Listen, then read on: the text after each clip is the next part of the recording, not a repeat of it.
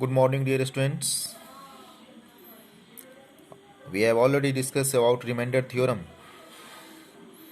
Now we will discuss some examples based on remainder theorem from exercise 2.3. Okay? Exercise 2.3 question number 1 का 2 है ये question. Polynomial दिया हुआ है और कह रहा है कि when this polynomial is divided by x minus 2 then find the remainder. तो हमने पॉलिनोमियल को f(x) मान लिया और जिससे डिवाइड करना है उसको हमने जीरो किया, इससे x का वैल्यू निकाला. By remainder theorem when f(x) is divided by x minus 1/2 then the remainder will be f(1/2). आप जानते हैं कि किसी पॉलिनोमियल f(x) में जब x माइनस a से डिवाइड करते हैं तो रिमाइंडर fa आता है. तो यहाँ हमको x का जो वैल्यू आया हमें, तो f(1/2) क्या हो जाएगा? रिमाइंडर हो जाएगा. जैसे इसको दूसरे एग्जांपल से हम लोग देखते हैं कि अगर किसी पॉलिनोमियल f(x) में x प्लस 1 से डिवाइड करेंगे तो रिमाइंडर f माइनस 1 आएगा. अगर किसी पॉलिनोमियल में x माइनस 1 से डिवाइड करेंगे तो रिमाइंडर f1 आएगा. Okay, now we can find f(1/2). Polynomial में पुट कर देंगे x की जगह 1/2. तो जैसे ही f(1/2) निकालेंगे तो 1/2 x की जगह पुट करेंगे और जो वैल्यू आएगा वो हमारा रिमाइंडर हो जाएगा. Okay, remainder can be calculated by long division method. आप लॉन्ग डिवीजन मेथड से भी रिमाइंडर कैलकुलेट कर सकते हैं अगर क्वेश्चन में ये ना कहा जाए कि by using remainder theorem. Next question 3. इसमें दिखाना है कि ये जो पॉलिनोमियल दिया हुआ है इसका ये फैक्टर है या नहीं. तो हमने इतना इक्वल टू 0 कर दिया, x का वैल्यू निकाल दिया.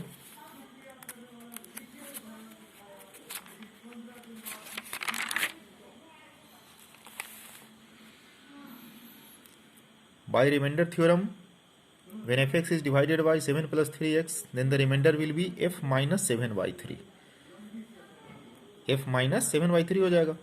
अब दिए हुए पॉलिनोमियल में f minus 7/3 पुट करेंगे. अगर 0 आ गया तो फैक्टर होगा, 0 नहीं आया तो फैक्टर नहीं होता है. जैसे हम लोग ऐसे समझे कि 20 में अगर 5 से डिवाइड करेंगे, पूरी तरह कट गया, रिमाइंडर 0 आया, इसका मतलब है कि 5 20 का फैक्टर है.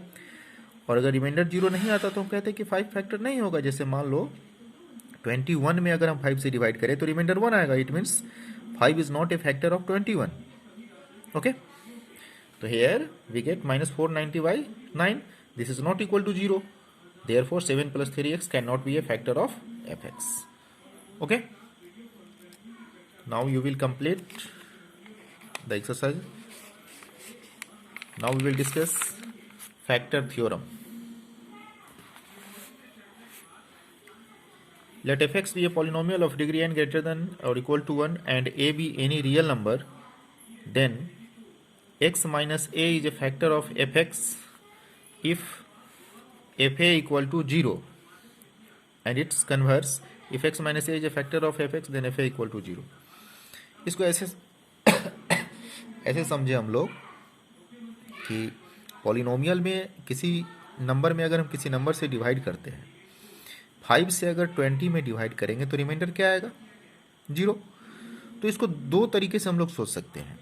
5 अगर 20 का फैक्टर है it means remainder will B 0. अब इसको दूसरे तरीके से सोचते हैं, इसका कन्वर्स, कि अगर किसी नंबर में किसी नंबर से डिवाइड करने पर रिमाइंडर 0 आ रहा है, इसका मतलब जिस नंबर से डिवाइड किया गया वो नंबर फैक्टर होगा उस नंबर का, डिविडेंड का. ठीक है, जैसे 5 से 20 में डिवाइड किए तो रिमाइंडर 0 आया, इसका मतलब 5 20 का फैक्टर होगा. तो आपको याद यही रखना है कि x माइनस ए अगर फैक्टर है तो रिमाइंडर fa 0 होगा. और अगर x माइनस ए यहाँ है, पहला है कि x माइनस ए फैक्टर है, x minus A is a factor of f(x) कब? जब रिमाइंडर fa इक्वल टू 0 है. और दूसरा है कि अगर x माइनस ए फैक्टर है तो रिमाइंडर क्या होगा? 0 होगा. सिंपल है. f(x) एक पॉलिनोमियल माना जिसमें हमने x माइनस ए से डिवाइड किया तो कोसेंट एंड रिमाइंडर को qx और rx मान लिया. तो डिवीजन एल्गोरिथम से क्या होता है? Dividend equal to divisor into quotient plus remainder, px equal to qx into x minus A plus rx. तो चूंकि यहाँ x माइनस ए क्या है, रिमाइंडर क्या है? रिमाइंडर हमारा 0 दिया हुआ है पहला केस में. देखिए पहला केस में fa क्या है? 0 है. इट मीन्स रिमाइंडर 0 है, तो it means r x equal to 0 हो गया। तो इक्वेशन 1 में हमने क्या किया, पुट कर दिया आर एक्स इक्वल टू 0, तो F x equal to Q X into X minus A plus 0, तो F x equal to Q X into X minus A. अब रिमाइंडर है ही नहीं यहाँ पे, इसका मतलब एक्स माइनस ए क्या होगा, फैक्टर होगा। इसको ऐसे समझे हम लोग, 30 इक्वल टू 5 इंटू 6, इसका मतलब है कि 30 का 5 भी फैक्टर है और 6 भी फैक्टर है। Similarly f x equal to इतना गुने इतना, मतलब एफ एक्स का फैक्टर ये भी होगा और ये भी होगा। अब दूसरा कंडीशन है कि x माइनस ए फैक्टर है, तो x माइनस ए जैसे ही फैक्टर है, this implies remainder is nothing, it means 0। तो रिमाइंडर को हमने लिखा ही नहीं, f x equal to x minus a into q x.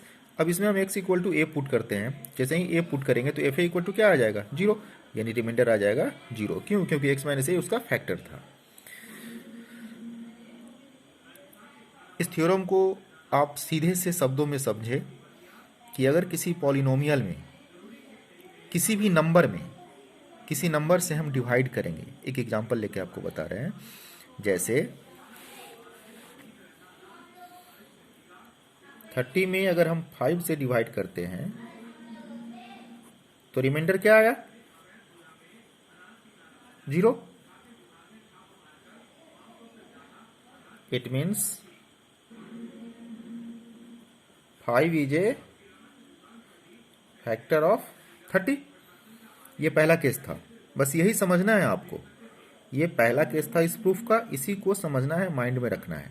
अब इसका दूसरा केस है कि अगर रिमाइंडर 0 आएगा, इसी को हम इसी दूसरे केस को भी इसी से समझते हैं। दूसरा केस में कह रहा है, पहला केस था कि 5 फैक्टर है, इसका मतलब कि रिमाइंडर क्या आएगा, 0। और अगर रिमाइंडर 0 आएगा तो डायरेक्ट हम कह सकते हैं कि 5 इसका फैक्टर होगा, सिंपल से लैंग्वेज में। ओके, इसको ध्यान से देखना है आपको, ये हार्ड नहीं है, बस लैंग्वेज है, थोड़ा सा नया है आपके लिए, लेकिन ध्यान से देखिएगा, समझ में आएगा। बस इसका यूटिलाइजेशन आपको आना चाहिए। ये मोटिवेशनल थ्योरम है।